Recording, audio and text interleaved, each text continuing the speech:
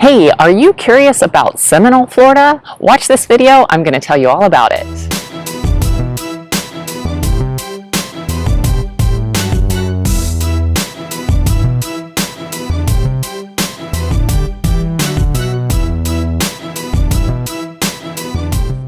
Hi everybody, thanks for tuning into my channel Living in Tampa, where it's my goal to show you everything you need to know about living, eating, sleeping, and playing in the greater Tampa Bay area. If it's your first time to my channel, do me a favor, hit that subscribe button, ring the little bell so you'll be notified every time that I release a new video.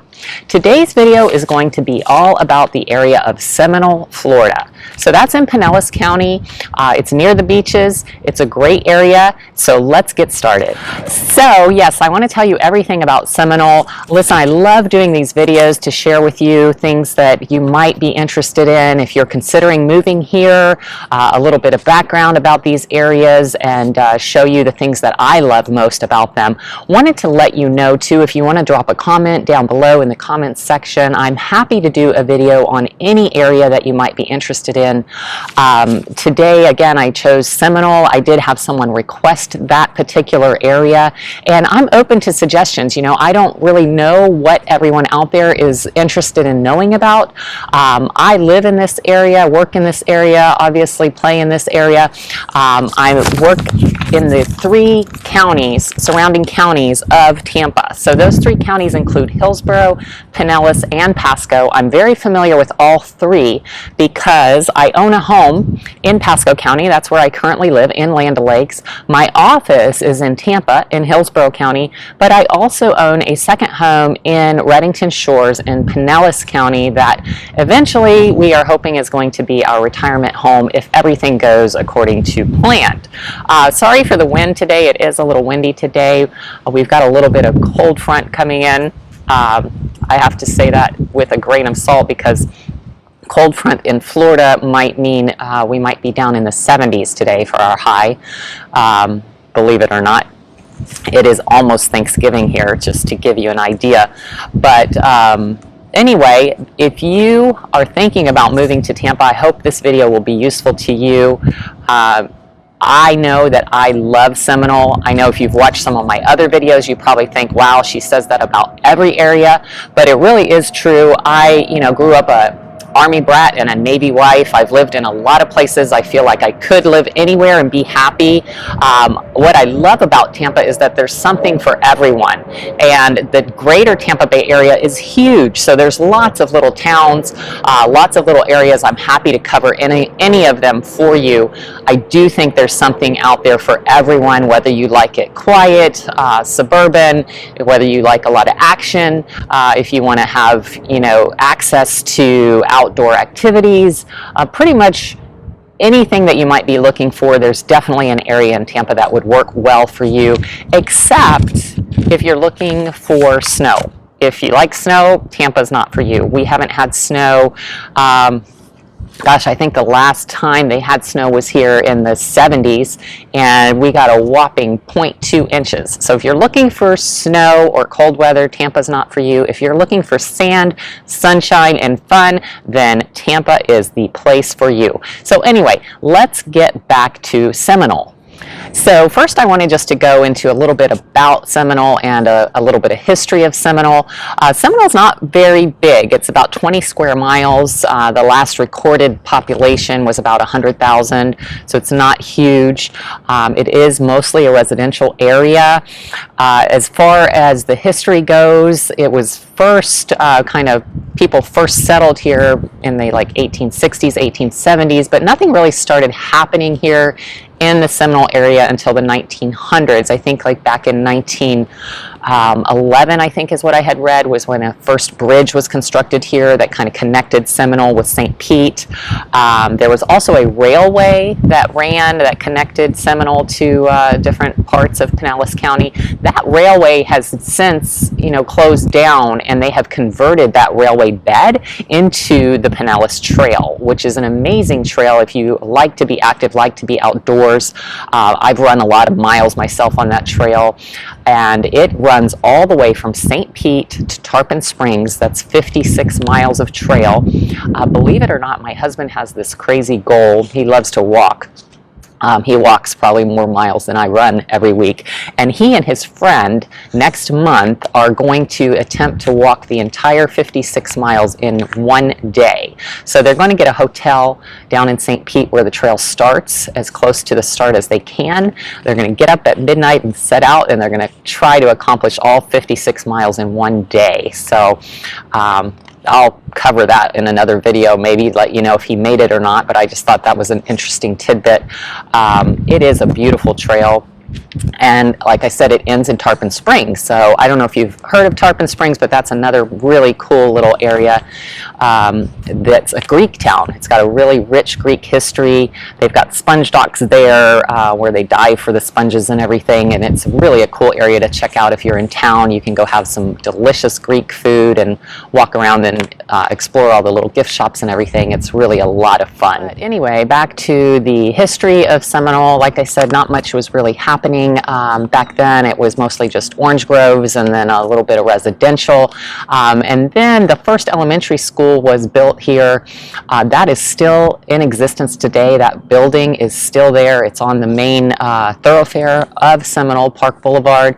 It's right there on the main road. You can check it out when you're driving by. It does have a historical marker there.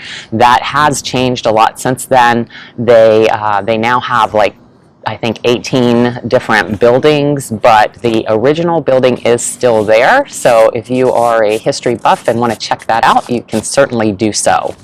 So then in the 1960s is when they built the very first high school in Seminole, and that was a big event.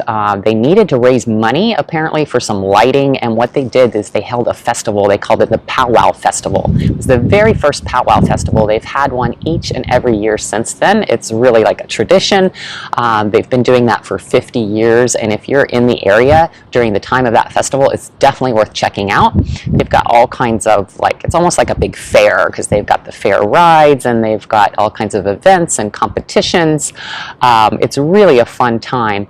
So if you're in the area and you're looking for something to do, check out that Powwow Festival. So anyway, back to Seminole, you know, as I was saying, that school is on Park Boulevard. That is one of the main thoroughfares of Seminole. There's also US Alternate 19. That's one of those confusing roads that we have here in the Tampa Bay area that has about 15 different names depending on where you are on the road.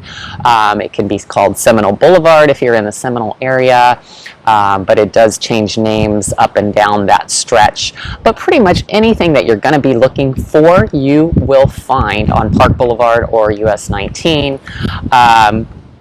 Seminole Mall, some of my favorite things that Seminole has to offer. So Seminole Mall was torn down several years ago. They replaced that with Seminole City Center. This is just an amazing little complex. They have over 20 stores there.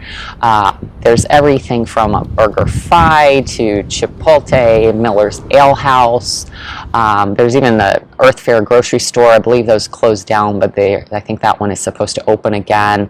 They've got all kinds of shopping, you know, Home Goods and Kirkland's and Five Below, things of that nature, restaurants and bars and banks, and a really cool thing that they also have that's a lot of fun is one of those movie studio grills where you can go and enjoy dinner and drinks while you are watching the latest released movie. It's beautiful inside, and everything in this complex is practically brand new, so it's a really fun place to visit. So the other thing that Seminole has a lot of is parks. Now, we do have a lot of parks in Florida. That's one thing that I do really cherish about this area. A lot of our parks are free, which is nice. I know in different states that I've gone to, you have to pay to get into a park. There are some that charge maybe a fee for parking, especially if they're, you know, one that's has beach access, but Seminole has a lot of parks, beautiful parks. One of the most famous is Waltingham Park. Of course, it has everything that the typical Florida park has, right? You're going to have your picnic shelters, you're going to have usually some access to some type of water. Waltingham Park's got a lake where you can get into a kayak, you can fish. They've got dog parks, they've got little trails, they've got shelters, they call them shelters. It's basically just a covered area that has picnic tables and grills and things like that that you can enjoy. Waltingham Park is beautiful. It's right across the street from Florida Botanical Gardens, which technically that's not in Seminole, that's in Largo, but it's right there on the line, so I thought it would be worth mentioning because that is also, if you're in the area, just a wonderful place to spend a few hours or a day. It's also free, which is surprising, a botanical garden that's that beautiful to be completely free. They've got lots of benches and picnic tables scattered throughout that garden, so you can sit and just enjoy, you know, the birds and the flowers and the plants and everything. They've got a really nice gift shop. You can even grab lunch or, you know, a snack there. The food is pretty decent, and it's just a fun way, especially if you're on a budget, to enjoy a few hours looking at something beautiful. So you may have noticed, going back to the parks, I'm actually filming this in a park. I'm at Boca Chica Millennium Park today, and I am on this beautiful dock. This is my favorite park in Seminole because of this long dock that they have. There's also a lookout tower, observation tower, I guess they call it, where you can see for miles. I'm going to take you up there in just a moment. This dock is my favorite. This park is my favorite because of this dock. You can walk out all the way to the water. The sunsets there are amazing. If you're a photographer, look around me. Look at this beautiful nature that you've got here. There's all kinds of birds and turtles and other wildlife that you can, you know, take pictures of. And the sunsets are just incredible. Now, what I will remind you, though, if you decide to do this, is do not forget your bug spray, because in the evening, that dusk kind of time, is definitely the bugs come out, and I don't know what it is, but I always seem to get all the bug bites. My husband and I will both go out somewhere and I'll be complaining about getting eaten up by mosquitoes, and my husband won't have a single bug bite. I think it might be, he always says it's blood type. I don't know if there's any truth to that, but I'm type A and he's type O, and I have read that online before too, that mosquitoes seem to prefer the type A blood. Lucky me. But anyway, don't forget your bug spray. So I am going to show you a little bit of this area. Well, let's see here. So here is the view just from the dock. Just going to do a little panning around here. Absolutely beautiful. You can see, you know, lots of oak trees. You've got the beautiful hanging moss everywhere. And here's all the stairs that lead up to the tower. I'm going to walk up there and show you the view from there. All right, so I made it to the top, and as you can see, it's just breathtaking up here. And you've got a nice breeze when you get up here too. So even on hot days, you can enjoy this, but particularly today, since we've had that little cold front that I was talking about, our high temperature is only going to be, I think, 77 or 78 today. But yeah, check it out. There's Reddington Towers over there. Very close to the beaches, which will bring me to my next point. So my last and final bit of information about Seminole is its proximity to the beaches. As you could see from that little panoramic that I just did for you, I apologize for the wind noise if you're hearing that. It is kind of a windy day today. But Seminole, literally, you can be at the beach in minutes. It's a very great, convenient location for that. So if you're a beach bum, this would definitely be a place for you to consider. It's quite affordable. Of course, there are areas that have higher price points as well, but for the most part, Seminole is quite affordable, and if you're looking to be close to the beach, it's a good location for you to consider. But yes, as far as pricing goes, you can be in Seminole in some of the condos for, you know, in the $100,000 price range. So that is pretty amazing to still be able to buy something in that price point for that location, where you can be, you know, in Tampa in no time, you can be at the beaches in no time. Of course, with a condo, you do get condo fees as well, so that's something to consider. If you have questions about that, you know, don't hesitate to drop a comment down below. I'll do my best to respond to any and all of your comments, or you can always message me privately as well. But for the most part, Seminole, you can find a lot of homes in the $200,000 to $300,000 range, and to be that close to the beach, You can't beat it. Now, if you are looking in that upper price point, there's something here for you in Seminole as well. There's a stunning gated community, golf community, if you like to play golf. Bayou Club, it is gorgeous. There's homes in the multi-millions in there, and it's something you definitely don't want to miss if that's something that appeals to you. But for your average everyday person, Seminole is definitely an affordable location with plenty to do and lots to offer. Hey, do me a favor. If you are thinking about moving to the greater Tampa Bay area, please give me a call, send me a text, or shoot me an email. When it comes to moving to Tampa, I've got your back. If it's your first time to my channel, also do me a favor and hit that subscribe button, ring the little bell so you'll be notified every time that I release a new video. I hope that you found this video useful, and I'll look forward to seeing you next time.